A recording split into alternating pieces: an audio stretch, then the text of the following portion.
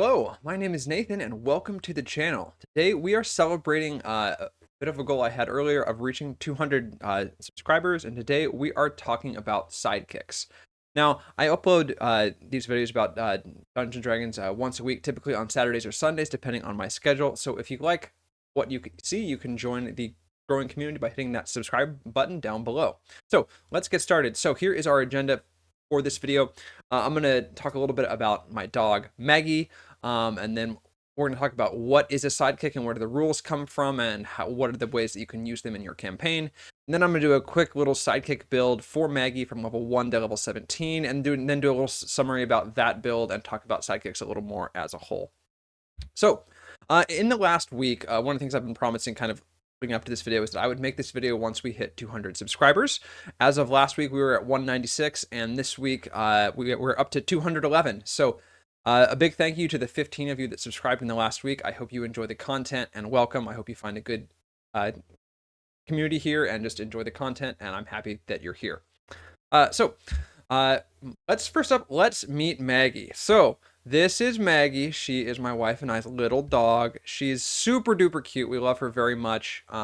She is a puggle. She just turned 2 and she weighs about 23 pounds. And so this build I'm going to kind of make as if it was going to be my dog, although there are a few tweaks and stuff, and we'll try to make it a functional potential character build. All right, so first, what is a sidekick? So the rules for sidekicks are found in Tasha's Cauldron of Everything on beginning on page 142. I'm going to kind of summarize them quickly a little bit. So first, you start with any creature out of the monster manual or another book that has a challenge rating of 1/2 or less. And this character, importantly, must be a friend to at least one of the adventurers, and you have to kind of work out in-game the reasons why they might want to potentially join the adventurer's party. All right, sidekicks are often best for small parties. Potentially, if you have a party with just 1 or 2 players, you could potentially give them a sidekick or 2 to boost the party count to 4, because each sidekick counts as an extra character for the sake of combat balance. So again, if you have a small party, or perhaps you have a person at your table who's new or doesn't want to pay that much attention, you can give them a sidekick. The sidekicks are mechanically simpler and not as powerful as a real character, but it gives you a way to make kind of an NPC into a functional character within the party. You can also use the sidekick rules to make and improve and modify monsters, and that's completely an option and something that you can do to try to make monsters more interesting. All right, so specific mechanics when you're making a sidekick. So the sidekick gets to be the same level as the group. Now, you don't have to use this rule, and there's one little exception. I will talk about it, but when the group levels up, all the sidekicks generally also level up. They gain their class levels and their proficiency bonus as normal, and importantly, any character that is at least tagged as a sidekick gets to make a death save. So something that I find really useful to make a sidekick, even if you don't use the sidekicks in combat, is actually horses. So if your party has horses and they have names and that kind of thing, even if your party is like level 10, just make all the horses a level 1 sidekick, because sidekicks get to make death saves. So this means that if your party's horses get killed in combat or shot, they don't just die outright, and they get to make death saves and could potentially survive. So make your party's mounts a level 1 warrior sidekick, and so they get to make death saves. It's a pretty nice thing to have. All right, and speaking of that, there are 3 classes that you can pick for your sidekick. There's the expert class, which is kind of like a rogue. There's a spellcaster class, which can be any one of like wizard, sorcerer, cleric, druid, that kind of thing. And then the warrior class. Now, both the expert and the spellcaster class require whatever creature you're basing it on as being able to speak a language. And then all of these classes get extra benefits if the creature that you're basing it on is a humanoid and potentially has a weapon in their stat block that they know how to use. So mechanically speaking, generally speaking, it's most advantageous to pick something that's like another humanoid, but you can use things like wolves and that kind of thing for warrior sidekicks or horses, and that's what we're actually going to be doing in this video. So, building a sidekick for Maggie. I am going to be using the base stat block of a wolf to start with, which is a CR 1/4 creature. So the wolf has a speed of 40 feet, is proficient with perception and stealth. It has keen hearing and smell, so advantage on perception checks that rely on those. It has the pack tactics feature, so it has advantage on all attack rolls, so long as it has an ally within 5 feet of the target that it's attacking. And then its main attack is its bite. It's based on its dexterity. It does 2d4 plus its dexterity modifier in piercing damage, and then forces a strength saving throw with a DC of 8 plus the wolf's proficiency bonus plus their strength modifier, or knocks the target prone. And they start with a 12 strength, a 15 dex, a 12 con, a 3 intelligence, a 12 wisdom, and 6 charisma. They have 11 hit points, and their hit dice is a d8. Now, when we make our wolf into a warrior, they get to gain 1 level. So, as a warrior sidekick, they get proficiency in 2 skills. We're going to pick athletics and survival. We also get proficiency in strength, dexterity, or constitution saves. I'm going to pick dexterity for Maggie. She is very dexterous, can dodge a lot of things, including tags and grabs and that kind of thing when you're chasing her. And mechanically, this will help protect her from fireballs and that kind of thing. And she also gets to be proficient with all armor. Additionally, because she gained a level, she gets another hit dice. So I'm just going to be using the flat amount that the hit dice would give her plus her constitution modifier. So that's going to be 6 per level. So her health will go from 11 to 17 by making her a sidekick. And then at level 1, the warrior sidekick gets their martial role. You can pick attacker or defender. I'm going to pick attacker, and this gives her a +2 bonus to all of her attack rolls. All right, when we level her up to level 2, she gets a second wind feature, so she can use a bonus action to regain number of hit points equal to 1d10 plus her level, once per short or long rest, much like a fighter. When she's level 3, she gets improved critical, and she can now crit on a 19 or 20. And again, all of this stuff is from the Tasha's rules beginning on page 142, and I'm going to be going through it pretty fast because it is pretty simple for this character. They're basically a worse fighter. At level 4, we are a 4th level warrior sidekick, and we get our first ability score increase or feat. Now, it doesn't say in the book specifically that you can get feats, but as a DM, I would totally allow you to give your sidekicks feats. And so the first thing I'm going to get on Maggie is telekinetic, and I'm going to boost our wisdom by 1. Now, this gives us the mage hand cantrip, but because Maggie is being modeled as a wolf, she can't talk, so she can't provide vocal components. She doesn't have hands, so she can't provide any material or somatic components for spells, so she won't be able to cast the mage hand spell. But importantly, this gives her a reliable bonus action to use in combat. She can potentially push or pull a creature 5 feet directly toward or away from her, and they have to make a strength save based on her wisdom, so that'll be 8 plus her proficiency plus 1, but an ally can willingly fail the save.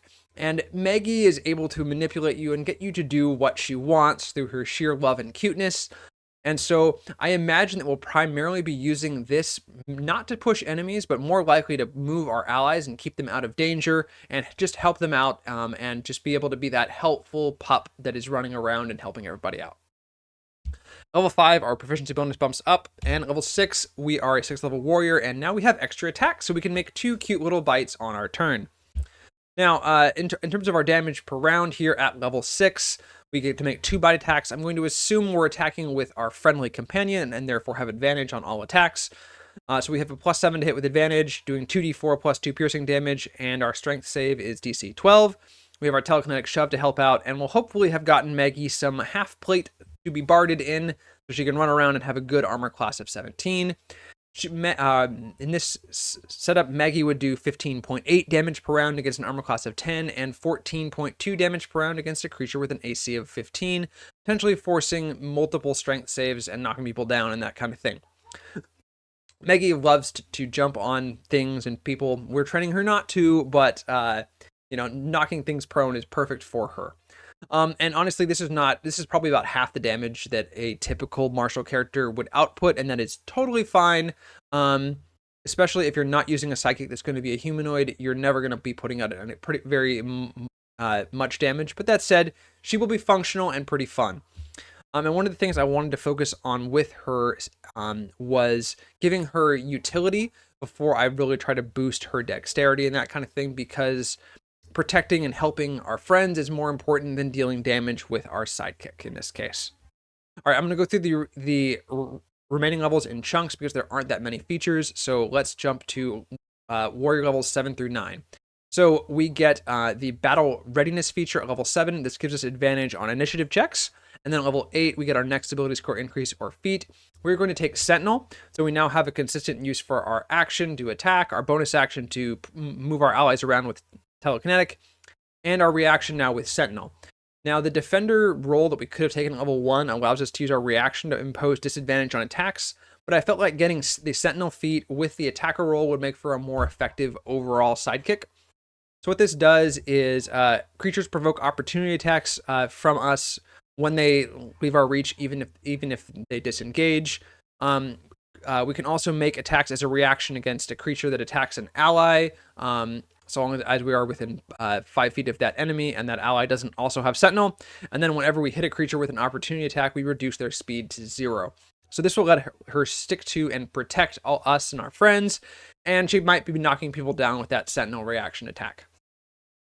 In terms of damage per round here, we have gained. So I'm assuming that we are getting an average of 1 reaction attack every other round. So we're now technically making 1.5 attacks per turn. Well, 2.5 attacks per round. So this will bump our damage per round up a little bit, up to 23.7 or 21.3 against that little bit higher armor class. And again, hopefully we still have that plate barding. At level 10 through 13, again, I've summarized these here because there's not a whole lot that we get. So at level 10, we get improved defense, so our armor class goes up by 1. We get another ability score increase or feat at level 12. I'm going to use this to bump our dexterity and our wisdom each by 1, get us to 16 and 14. And then at level 13, we get indomitable, so we can reroll a saving throw once per long rest. And now our damage per round has upped a little bit because, now we have that extra dex on top of to make us hit more and do a little bit of damage when we hit, and we have 1 more point of AC. And finally, at levels 14 through 17, we are going to get 2 more feats at level 14 and level 16, as well as a 3rd attack per attack action at level 15. So now our trusty Sidekicks damage per round. She has 3 bite attacks she can make, each of them with a plus 13 to hit with advantage, thanks to pack tactics, doing 2d4 plus 5 piercing damage. We have our telekinetic shove. We can potentially use half plate or side leather on her now because her dexterity is now capped at 20. And she now does 38.2 damage per round against an armor class of 10, or 37.1 damage per round against an armor class of 18. Again, assuming an average of a reaction sentinel attack every other round. And she's sitting pretty at 123 hit points. So let's go into a quick little summary. How did cute little Maggie do? Well, Maggie's overall score, which is what we get if we take all of her numbers at all of those kind of damage per round thresholds, is a 25.2. Now, this is not good for damage per round of a player character. I would say my baseline for that is you want to aim for an overall score of about 65. So over the course of her career, she's doing less than half the damage of a character that's generally baseline built for damage per round, like a pure fighter. But that said, she's a sidekick, she's a pupper, and she has a lot of utility and other things.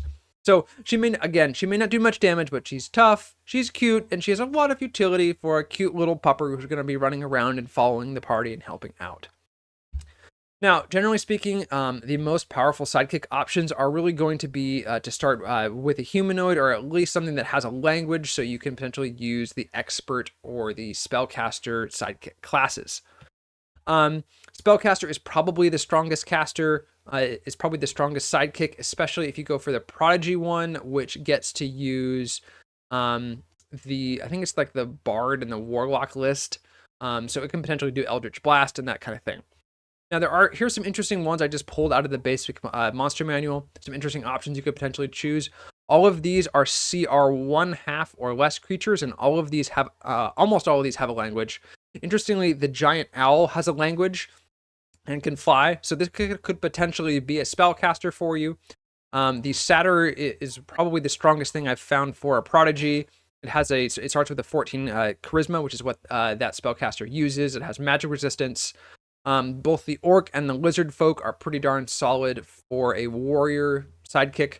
Having a war horse, I just got to mention again, even if they're a single level warrior sidekick, it'll make it much harder for your horses to die.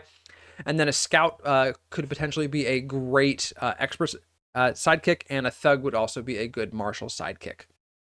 So thank you for watching. I hope you enjoyed this little look at Maggie and just a little dive into the mechanics of sidekicks. Once again, my name is Nathan. Thanks for watching. I hope to see you again in the future, and have a great rest of your day wherever you are.